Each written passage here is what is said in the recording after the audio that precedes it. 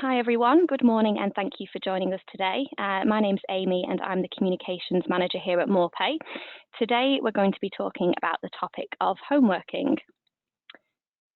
Before we begin, there are just a couple of things to note. So firstly, we've got more than 350 people registered for today's webinar. So to keep things manageable, everyone's microphones are muted. If you are facing any difficulties viewing the webinar, you can let us know by using the chat box, which is in that panel on GoToWebinar. We're very keen to answer your questions as well, so in preparation for the live Q&A session, please post your questions in the question box throughout the webinar. We'll answer as many of them as possible at the end of the presentation. After the webinar, we'll send you a link to the recording on YouTube and we'll also share a copy of the slides with you as well. Finally, in terms of the structure of the webinar, I'll begin by providing a quick overview of MorePay for those of you who aren't familiar with us. I'll then pass you to our host for today, Michelle Hobson. After the main body of the session, we'll come to the Q&A. So for those of you who aren't a customer of ours, I would like to introduce MorePay. In short, we provide payroll and HR software and managed services. We've been around for more than 50 years and we have 10,000 happy customers all across the UK. We promise to make payroll and HR easy, and we do that by focusing on the delivery of 4 key things to our customers. So the first is a simple onboarding. The second is software that's easy to use. The third is rich functionality of our software. And finally, flexible services, which are delivered by a team of dedicated payroll and HR experts. Moving on, I'll introduce you to our presenter, Michelle Hobson. She is our HR Technology and Services Director. Michelle joined MorePay in 2017 and is responsible for running all the HR service activities in MorePay, which includes technology, HR, and employment law. Michelle has over 15 years of both operational and strategic HR experience, and as you'd expect, she's of course CIPD qualified. If you'd like to contact Michelle via email, you can do so. Her email is just there, and you can also find her on LinkedIn. I'll now hand over to Michelle, who'll take you through today's topic, home working. Thank you, Amy, and thank you everyone joining this webinar today. We knew this would be an incredibly popular topic given what has happened over the last few months. But just to start this webinar then, we have recently conducted a survey and asked 2,000 plus people if they would like to see a shift towards home working where possible and what that new normal will look like. And as you can see from the diagram there, over half the people who responded said yes, they would like to see a shift towards home working. And I think during this presentation, it's important to bear that statistic in mind. I think what these last few months of our response as organisations and as a country to COVID has proved is that there is the opportunity to work more flexibly than we may have seen before, even though it was thrust upon us and not something that any of us planned. Many businesses have found that they are perfectly able to continue their operations to a high standard, and we include ourselves in this, with a shift to home working, and it's important to bear that in mind. I think just moving on then, if we think about where we're up to in terms of home working and next steps, if you can just go on to the next slide, Amy. Thank you. What you will be seeing now is, given that we are sort of 3+ months into the government's advice to work from home where you can, and no idea really about where that and when that advice will change, businesses are starting to think about what does this mean for us for the long term. We have all been in what you can consider kind of a BCP situation where we've just had to work from home. We've had to make it work without long-term considerations just to keep things going. But what does this mean in the long term? And the first thing that I want to cover is flexible working requests. You may see that within flexible working requests, they increase in your business at the moment as your employees have worked from home, got a taste of working from home, have realised that they can work from home and seen some of the benefits. You may get an increase in asking for flexible working requests. So I want to touch on how you deal with this. Now, there is a legal process that you need to follow when accepting a a request for flexible working, and it's very important that you follow the process that is set out in employment law in terms of responding formally, holding meetings, etc. One thing I would say though is that it may be difficult for you to make a decision at the moment. With flexible working, you are still in a BCP situation, and it may be that if an employee submits a request, you feel that now's not the right time to make the decision while you're still in this business continuity plan stage, while people are still working from home and you don't have a plan to come in the office. There is the option to ask that individual to delay the hearing of their flexible working request until you are back in the office. They have the right to refuse that, but it is worth considering. If you feel as a business that now's not the right time to make that decision, then you can ask the employee if they will wait. If they either say they don't want to wait and the formal process must begin, or you decide you're actually in a position to make that decision now, once you've gone through the formal process and held a meeting to discuss this, it's important to remember these 8 grounds for refusal. So within the law, everyone has the right to request flexible working. They do not necessarily have the right to receive it and have their request met. But if you, for whatever reason, are deciding not to meet their request in its entirety, or you need to make an adjustment to that request, it's got to be on the grounds, as you can see below these 8. And it's got to be attributed to one or any number of these: the additional burden of costs, the inability to reorganise work among existing staff. This is more relevant where someone's asking for a reduction in hours. Same with an inability to recruit additional staff if you needed that. A detrimental impact on quality, a detrimental impact on performance, or a detrimental impact to meet customer demands, or insufficient work for the periods the employee proposes to work, or that you know of some planned structural change to the business which could impact it. So I'm focusing really here on requests for home working, but you may still get requests for other kinds of flexible work. And it's important that you bear in mind that whatever you decide to do, if you are refusing it in its entirety or partly, it's got to be on one of the grounds below. So just moving on to the next slide then, I think it is important for us all to step back and think about what are the benefits for home working. I think in years gone by, and I will speak as someone who was in the HR profession for many years, working as an operational HR business partner, in previous years there was often a reluctance to think about it, and from some managers to think about, would there be a benefit to flexible working, and in particular, would there be a benefit to home working? What kind of negative impacts was the main focus? But it's important to step back and think about what the positive impacts and benefits could be to the employee and therefore to the business. Home working can mean reduced costs. So can you minimise office space costs and associated costs with employing people in a fixed location? And there are some businesses out there who are already talking, and are quite openly talking about it in the media, that they plan to move to home working permanently or a more flexible solution, and part of that will mean a save on rent and other costs. For employees, it can mean a better work-life balance because there's less time commuting, which means more time at home and potentially more productive time working when they are doing their working hours because they haven't had a commute either side of this. Offering flexibility does help in some instances retain and attract staff who feel they are not bound by a 9 to 5 office environment, and that can have some real benefits in terms of the type of organisation you want to be. And obviously, thinking broader than that, there's an impact on the environment.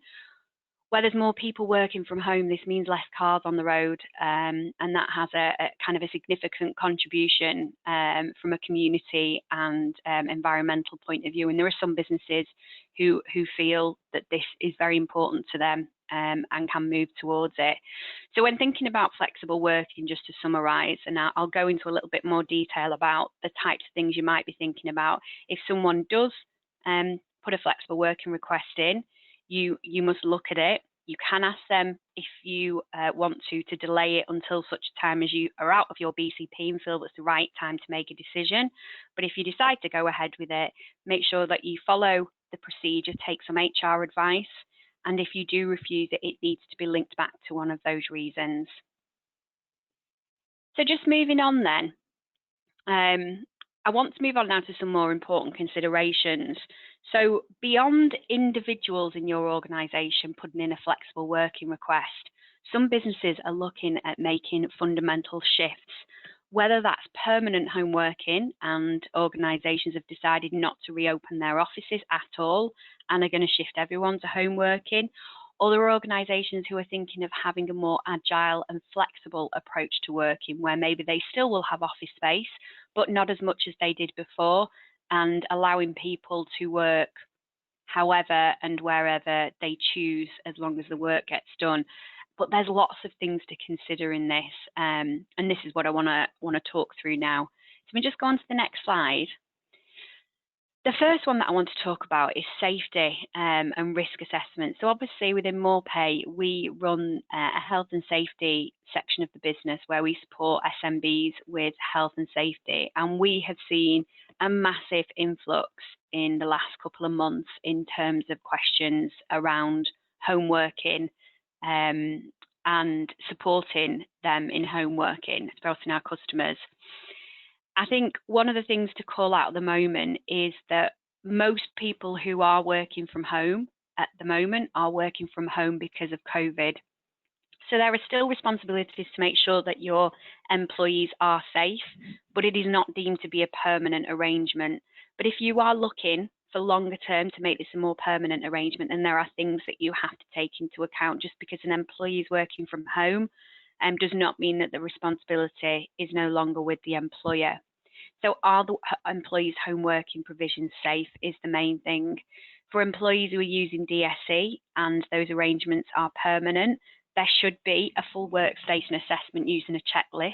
You should provide appropriate equipment, consider the setup and maintenance of equipment, so things like PAT testing, advice on control measures, and have regular discussions with workers to look out for reports of aches, pains, etc., even down to things of feeling of isolation, long working hours and lack of breaks, which you have less control over.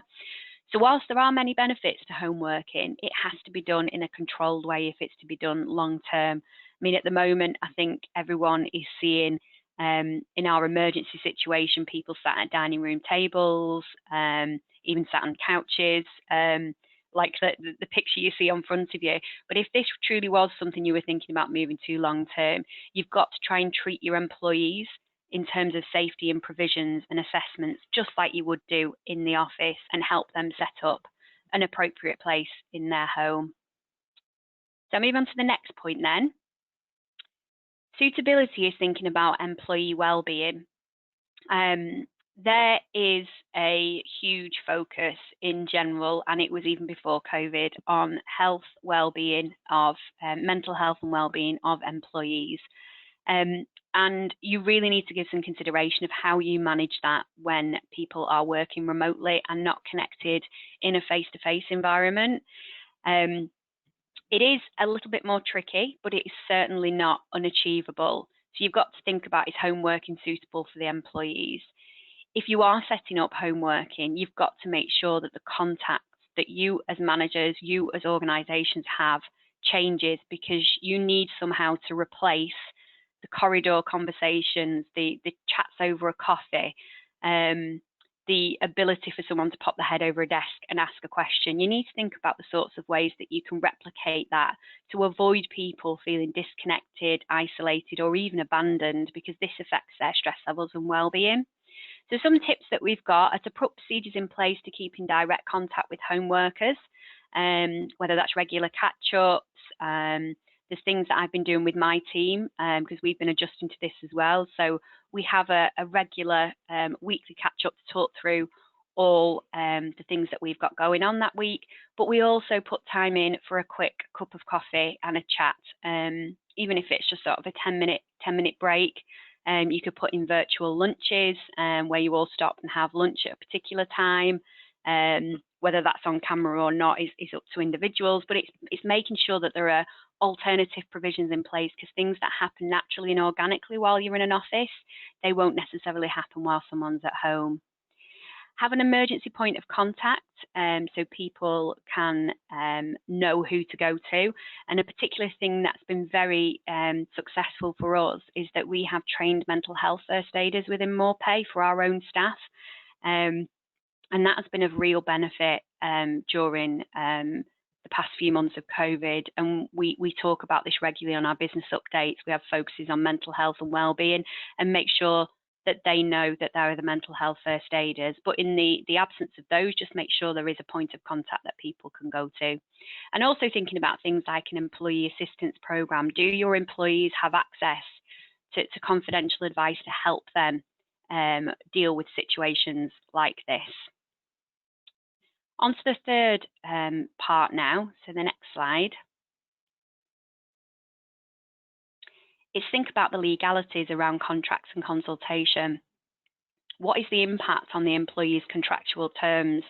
A lot of the time you will have laid out in a contract where someone's place of work is, and changing that fundamentally, what will that look like, and how can you get this done in the right way? And some considerations that you have will be consultation. Have you had conversations with the employee if you're looking to change their terms of employment? Insurance, is there any impact on your employer liability insurance? Is your equipment covered for loss, theft or damage if it's in someone's home? Or is it their home insurance that needs to cover or exclude it? And it's looking at things like that. And then in terms of leases and mortgages, is there anything that they've got that may prevent them from working from home? So there's quite a bit of work to do in terms of legalities.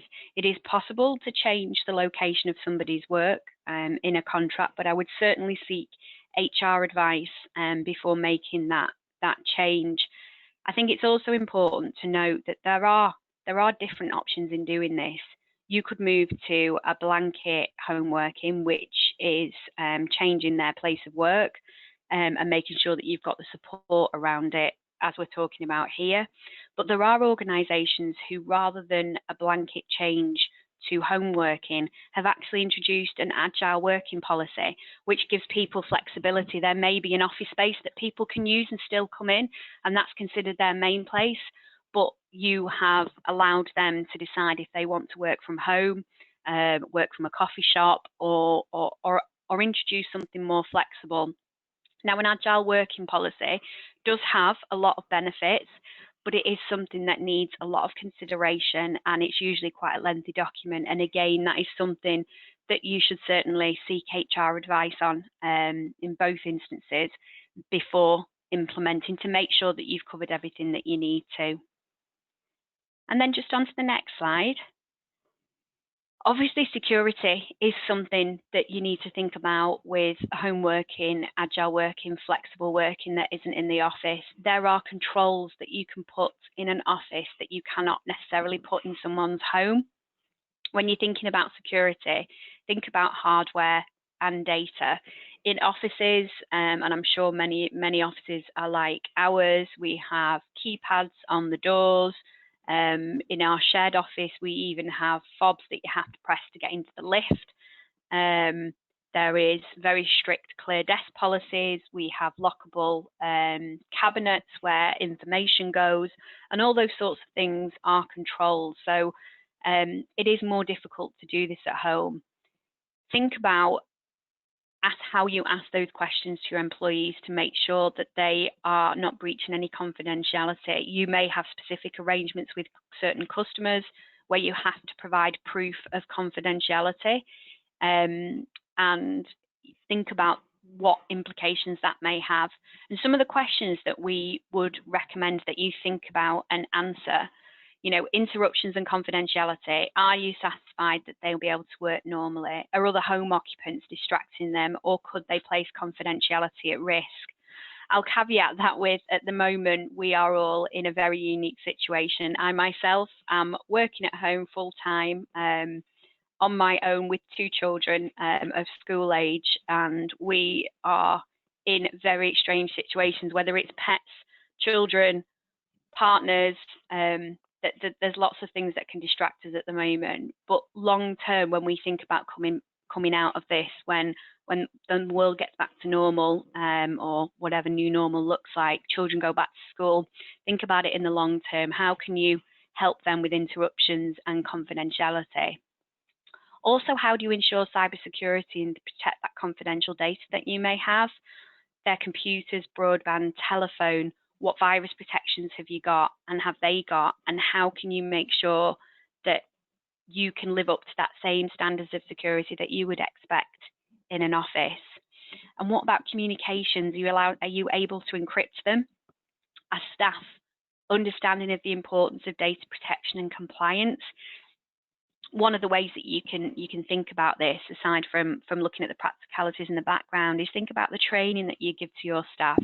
Is there an online or e-learning course that you can either prepare or that you can access that allows you to remind the employees of what you put in place and what also their obligations are?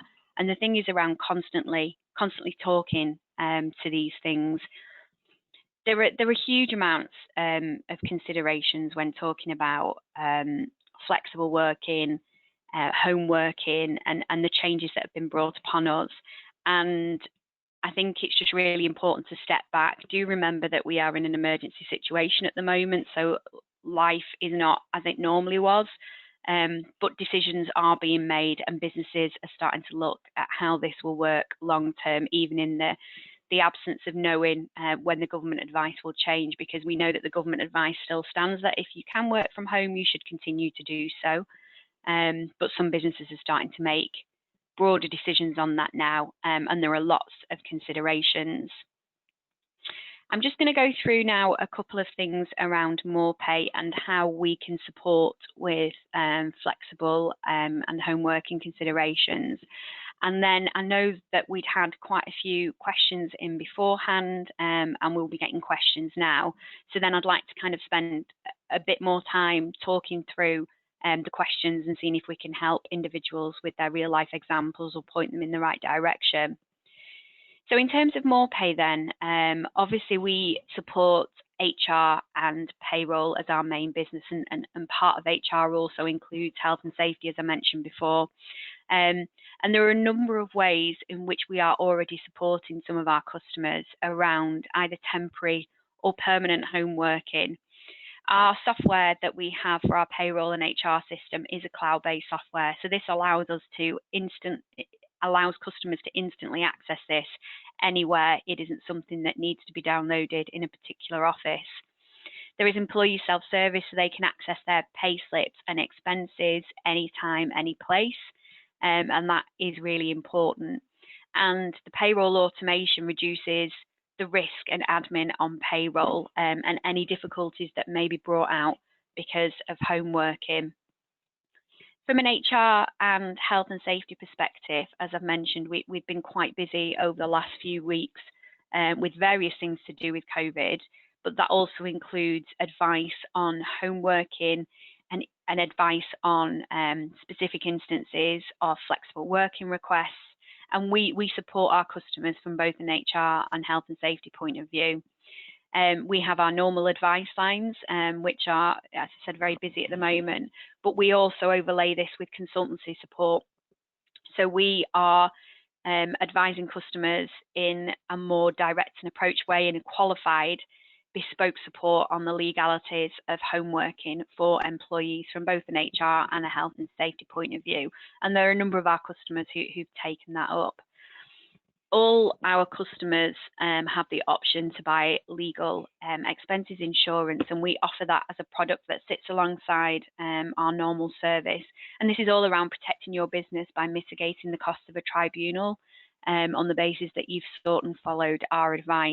And it's certainly a product which is giving some sort of relief to our customers at the moment, that the knowledge and safety that they have this protection. And then we also partner with an employee assistance program that we can send out to our customers as an option. And this allows you as an organisation to show and demonstrate to your employees that their well-being is important, and this provides confidential support to employees who work from home and may need a route to ask questions and raise concerns that's outside the organisation. And all of these things that we have in place, as I said, are set up anyway, but they absolutely support home working and the way the world may change in the future. So just to talk a little bit more about home working, this is something that we've seen an increase on, and essentially we are here to help from a HR and health and safety point of view. We do have, for those of you who are customers, who are HR customers and have access to the HR hub, there are lots of content and information and guidance on there around home working, risk assessments, policies, etc. But we have been reacting over the past few months to what we are seeing in the marketplace, where our customers are looking for more dedicated support. And we've come up with a number of consultancy packages. And one of them is about helping our customers get home working right. So if it's something they're thinking about more long term. And this consultancy helps to access our home working policies and risk assessments, but with specialist support to help them. So it will ensure that your request and responses dovetail with existing policies and practices, as well as making sure that it's within the law. We can overlay this with health and safety data and things for consideration like data protection, IT security. Understand how to set realistic expectations to manage work that employee does, and allows you to balance duty of care and responsibility with employees' expectations and focusing on their well-being. And both our HR and health and safety consultants will take you through these provisions step by step in line with your requirements. And this allows you to have a bit more of a bespoke service which understands the challenges of your operations. And then they'll review those arrangements and policies with you to make sure that home working will work for everyone and that your agreement is tailored accordingly. So for example, where I was talking about an example of an agile working policy, this will be the sort of thing that we could give you very bespoke advice on your particular situation and help you implement something like that.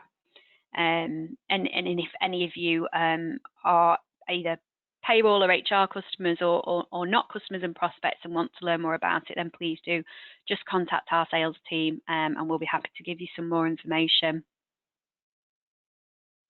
I think in terms of an overview, home working and flexible working is a really detailed topic, and wanted to spend that half an hour going through with you the high level considerations that you may want to think about. But I'm now going to hand back to Amy to talk through some of the questions and spend the next part of this seeing if we can help you with some specific instances. Thanks, Michelle. And before I go into the questions, I just want to apologise. I think at the start of the webinar, there might have been a Spanish automated voice from GoToWebinar. I'm not sure why that's happened, but we'll make sure next time that we change the settings on that.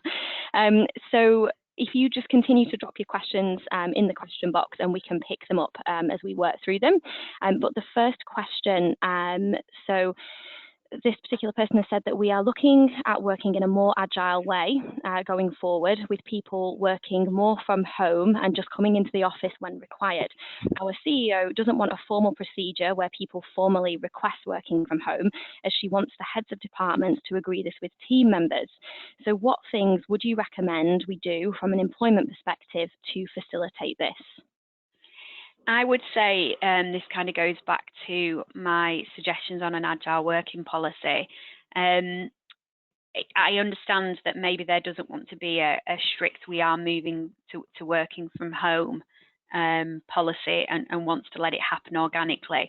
But even if you're letting something happen organically, something as big a change as 9 to 5 office working to kind of working agilely from home, you really need to have it written down and thought out. So if you think about all the considerations that I've talked about around security, risk assessments, and things like that, it needs to be laid out to your employees what your position is. So even if you are going to allow them to kind of approach it in a bit more of an informal way, you would need to back it up with some kind of policy. To just allow it without serious thought and consideration could open you up to something further down the line. I'd certainly recommend taking specific advice on that, and getting some support on how you can implement it.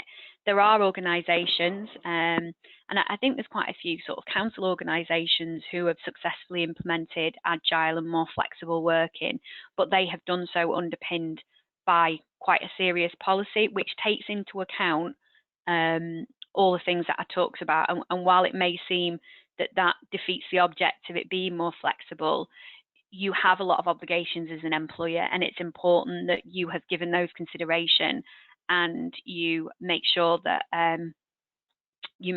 you have followed those, and you're very clear with your employees and with the business where responsibility lies, so that you don't open yourself up for something further down the line that you may have not considered.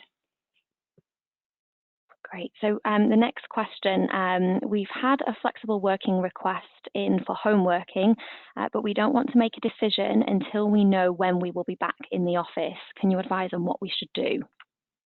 Yeah, so I touched on this at the beginning, and I sympathise with that. We are in a unique and very unusual situation at the moment, and most businesses who are home working currently don't have dates for going back into the office, because we don't know when the government plans will change. And even when offices open, if they open at the moment, and obviously we're going through this at the moment as a business ourselves, it's unlikely that offices will be able to open at full capacity with the social distancing measures in place. So even when you open an office, you may have to consider things like rotas of people part in the office, part at home. So it actually can make flexible working requests quite difficult to get through at the moment. You may have one and think, absolutely fine, I can deal with this, and I've got all the information and we're in the right position.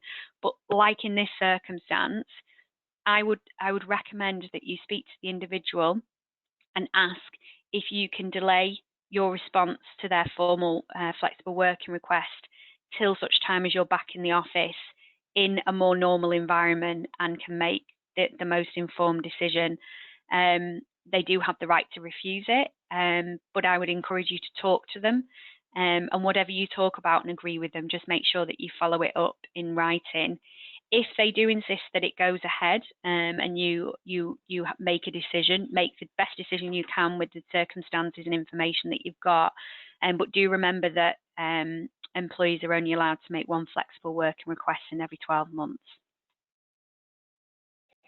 Another question we've got is, do we need to go through the process of flexible working requests, or can we as an organisation just make a decision to allow all staff to work from home? If you decide that you want all staff to work from home and it's coming from the organisation, not necessarily from the individuals, then that is absolutely fine. But you need to follow the process of consultation around changes to terms and conditions, because I imagine, without knowing the detail, that you have a specific location that everyone is attached to at the moment. But if you're, as a business, have decided, actually, we see this as an opportunity not to open the offices and we're going to continue home working for the foreseeable, then you wouldn't have to go through your flexible working request. You would make that change across the organisation with consultation. Flexible working requests are more where they are started by an employee and they are requesting the right to work from home. So it's two different processes. Again, obviously, specialist HR advice on the exact nature would be advisable. Great. So next question. We have roles that cannot work at home, and we have a number of corporate service roles that can. The issue of fairness has been raised, especially in relation to travel costs, etc. Any tips on how to manage this fairness issue? Yeah, fairness is a difficult one, and I sympathise with that. There isn't a kind of a single answer that will make this right, but it's really looking at what the business considerations are and you making a decision as a business, taking into all the impacts. You've got to look at the reasons why some roles have to be done in an office. as opposed to some roles can be done from home. Look at those reasons that I talked about before, where you've got the right to deny a flexible working request, and make sure that you can separate those two types of role, and you're very clear what the difference is and why the difference is.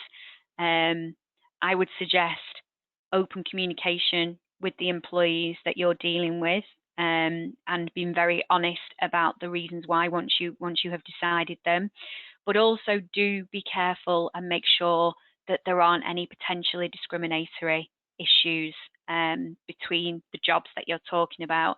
And do remember that you're talking about jobs, not people. If you're focused on whether a job can be done flexibly, that is the key focus. It's not down to an individual person, it's about the role.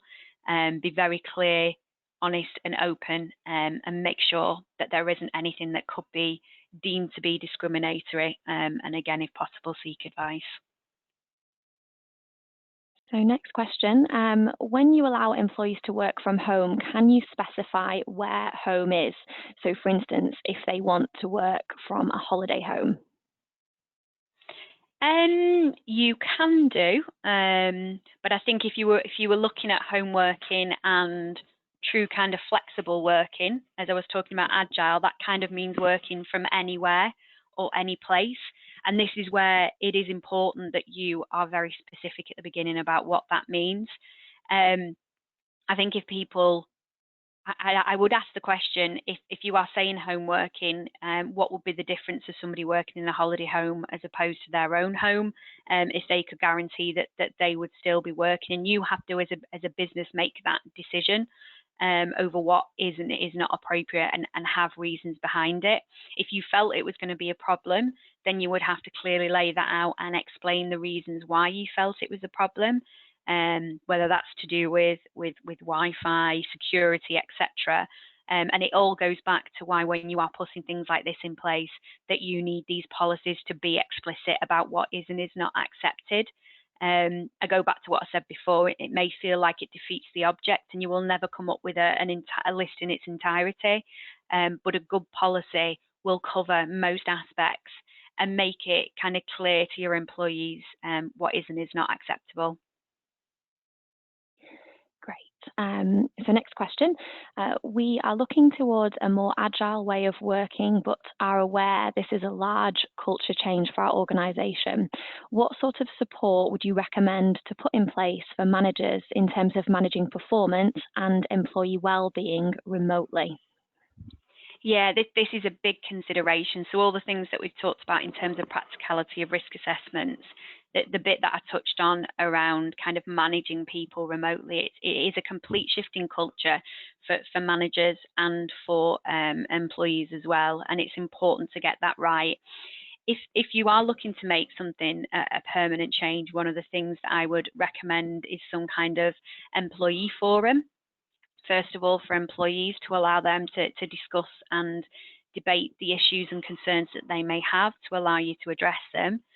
For managers, everything being underpinned by a policy will first of all help.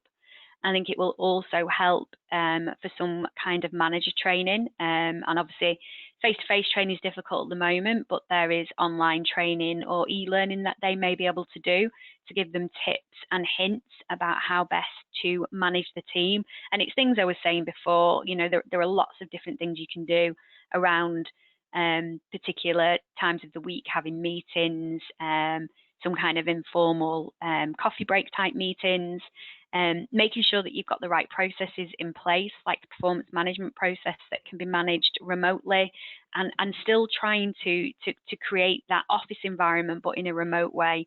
But the biggest thing is to make sure that the managers have got the support they need in terms of a policy, in terms of training, and then other things that sit around that, like mental health first aiders, so that they can promote this to their team. Because one of the things that's quite difficult as a manager, and I speak from experience, especially under times of pressure, as we have seen recently, is it's often quite easy to spot signs of stress and pressure when you're face to face with someone. It's a bit more difficult over the phone or over video calls. So it's really important to help your managers know and spot the signs in a different way. And it's kind of retraining them to spot signs in a different way and allow them to help, not just continue the performance that they would have done if they were in an office, but also the things that sit around it in terms of well-being. So there's lots of different considerations, and probably a whole program of cultural change across the whole business for you to successfully move from office to home. Because I think what's happened with us all when we were all given the advice by the government, quite, even though we knew it was probably coming, it was quite abrupt when it was announced, and everyone just had to start working from home. We all went into survival mode, and it seems that for the most part that is working, and that's great because it's proved it can work, but it's working because it had to, and we didn't really have a choice. For this to be a long-term successful thing, there is a lot more considerations to have around, as the question said, the cultural shift. So we've also got a question around refusing flexible working requests. So is the law changing with regards to flexible working requests, making it harder to refuse the request? Not necessarily. Those 8 reasons have been in for quite some time. And as I mentioned before, any employee has the right to request it, but that doesn't mean the right to have it. The key to a flexible working request is making sure that you follow the process. And at a really high level, and I caveat this with taking advice and reading your own policies, at a really high level, if someone makes a formal flexible working request, you should arrange to meet with the employee and hold a formal meeting to listen to their request, and then respond to it formally, and then they have the right to appeal. It's not necessarily more difficult for you to refuse flexible working requests because it is still dependent on the individual requirements of your business. But the key thing is, if you are refusing it, it has to be on one of the grounds that I mentioned previously. There's a question as well around advice on hot desking. So do you have any advice for introducing a hot desk type arrangement where employees would work from home for the majority of their time? Okay, so yeah, this probably is a little bit more akin to the agile working, where some businesses are thinking that they will open with a smaller office space with hot desks that employees can come to, but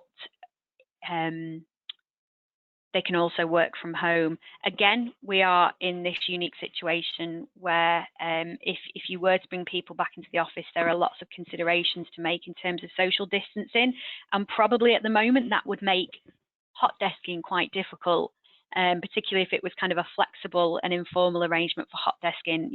Imagine you have an office of 30 with 10 hot desks and all 30 turn in on the same day. If you were thinking about doing that now, you'd have to approach it in quite a strict way in terms of rotas and make sure that social distancing can be adhered to.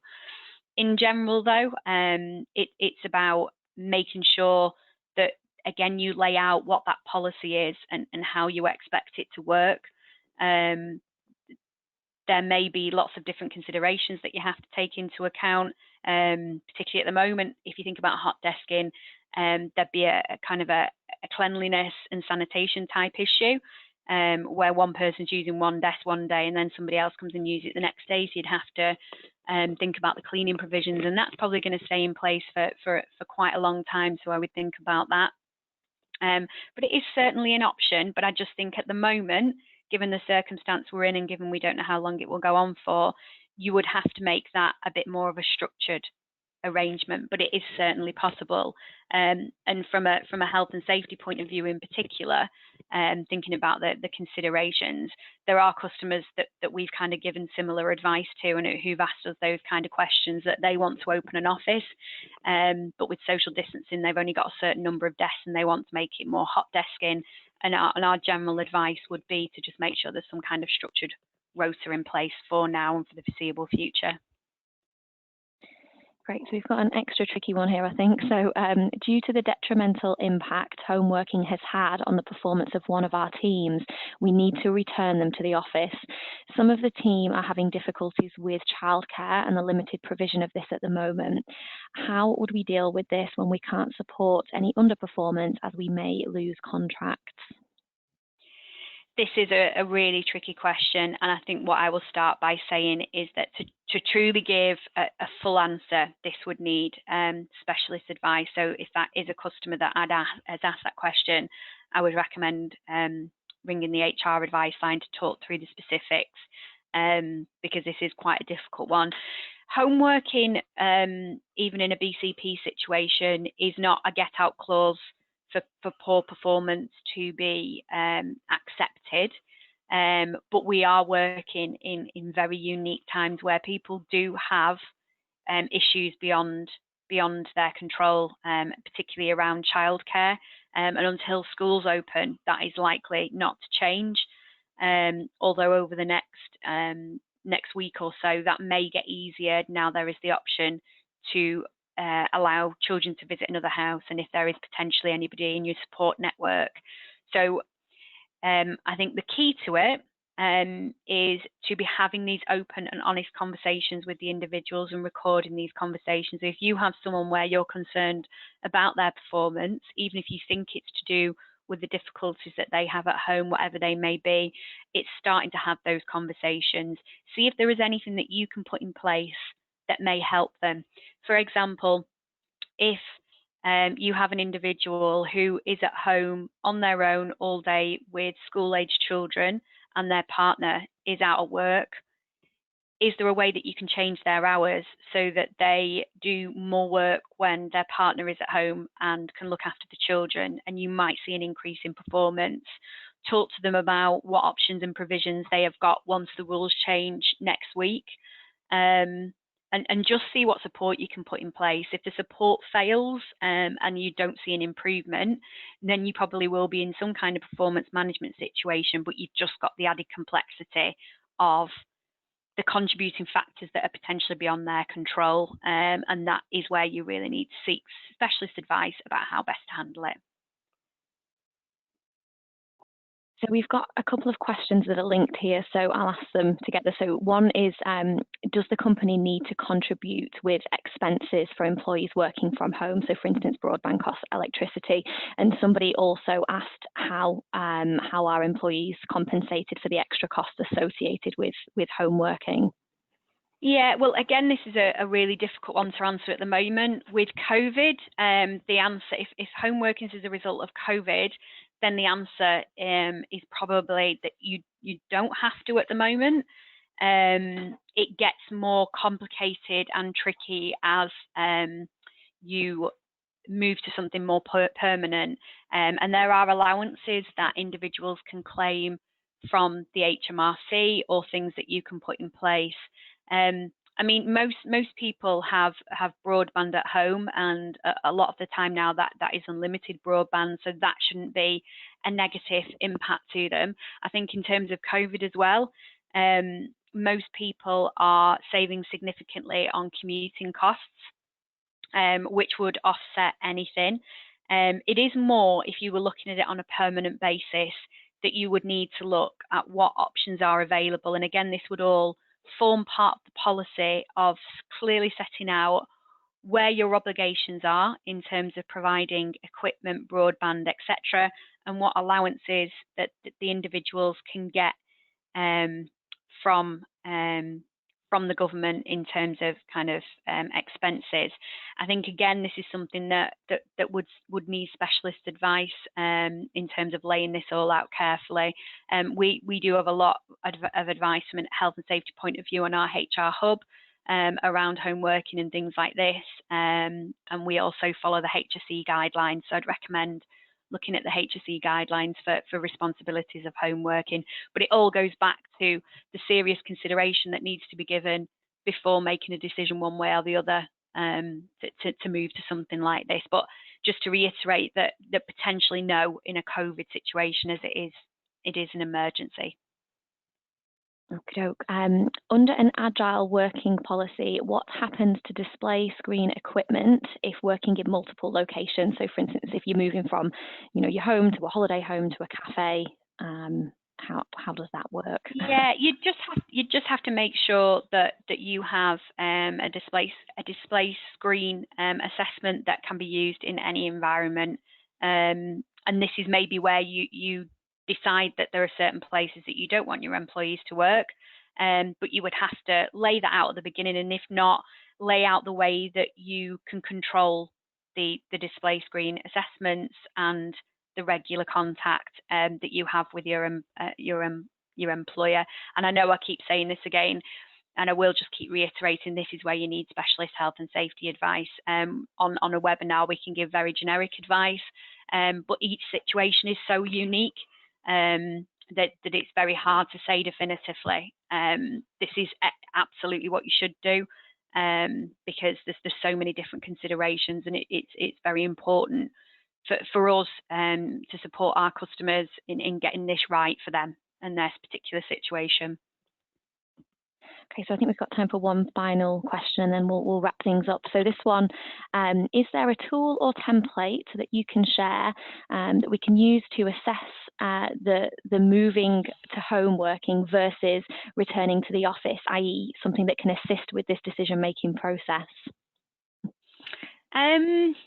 We do have lots of information on our HR Hub in terms of content, and this is a topic that we are looking at expanding as it's becoming increased importance.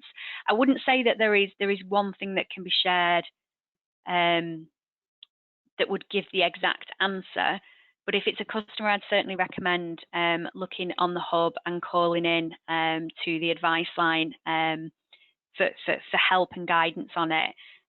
But it would be something, I think, that if you were getting into detail and wanted support in that would be more a consultancy piece, which is of great benefit to individuals to help in organisations, to help them with a more bespoke approach.